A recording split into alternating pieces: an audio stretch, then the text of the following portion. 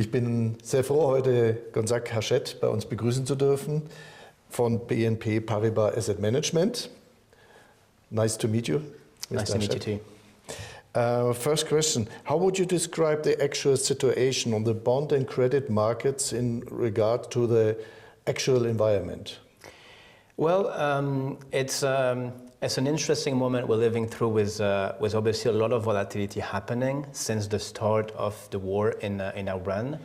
I would say that we have started the year with a constructive tone overall on the euro fixed income market, more specifically on euro credit.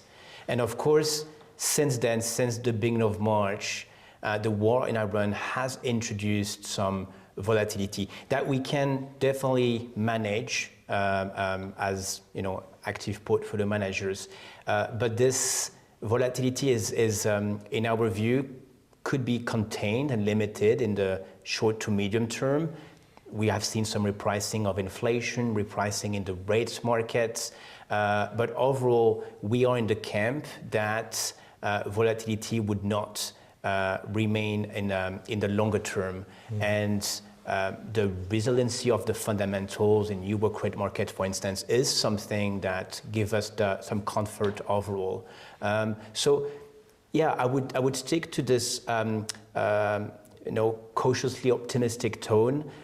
We have surely living through some periods of volatility at the moment, but this is something that we can go through, that we can manage in the portfolios. There's a second layer of the event that is more about uncertainty, where we don't really know what's going to happen. It's difficult, obviously, to predict, and it's difficult to implement views in the portfolios based on the uncertainty. So we have to read market news all the time and keep ourselves updated to try to understand as much as possible, the best way as possible, what's happening in the current world and to make sense of that. And why should investors start to invest now in bond and credit markets in fact of that uncertain markets? Well, it's the argument of resilient fundamentals have held true for the past few years. So it has not changed. We've been saying that an environment with a decreasing inflation, even though it has expectation of surely increased, but we feel that in the medium term to long term, we're going to have this inflation levels that is close to the ECB target. If you take inflation that is close to the ECB target plus positive, small but positive growth, then you end up with an environment that is positive for fixed income overall. You combine that with resilient fundamentals that have held true for the past few years, and then valuations, which are, in our view, still positive, even though maybe less compared to a few years ago, but we're still in an environment where yields are in positive territory, way much higher compared to 10 years ago. So it is currently still an environment where you could buy credit. And in fact, we've seen investors taking advantage of the yield repricing, trying to lock in higher level of yields in the euro credit markets.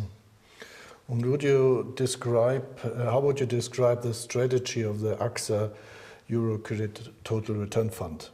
It is a fund that invests into the euro credit markets, both on investment grade and high yield segments. So invest into the wider euro credit markets, but it is a flexible bond fund in the sense that it is not being managed against a benchmark. So we have a lot of flexibility to position the risk of the portfolio between investment grade and high yield, between senior bonds and subordinated bonds. We have also a lot of leeway in terms of the duration management that can range from -2 to +6 years. So it's truly a flexible bond fund. I would call it also a conviction-based fund where we can express investment views strongly when we do have strong convictions, and this is a consequence of this unconstrained nature of the fund. We don't have to basically be too close to the benchmark, and we can literally express investment views strongly.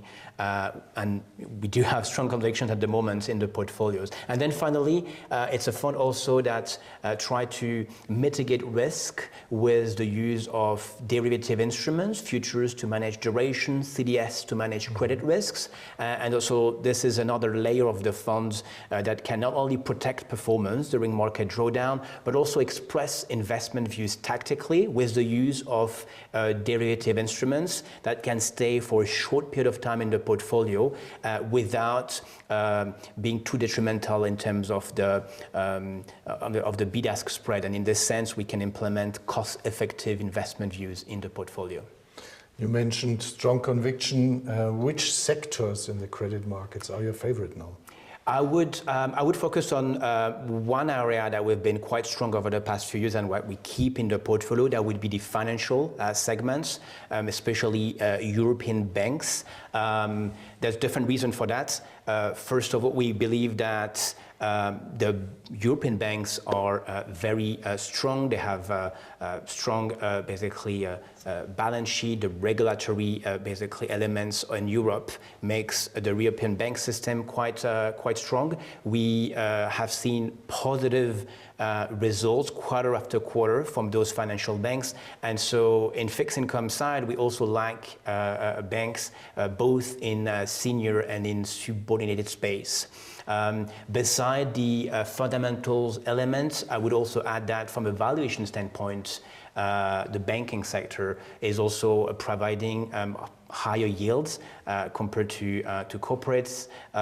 It's the yield element and has obviously decreased over the past few years, but we believe that we continue to see some value in this space. And so we invest into the financial segment.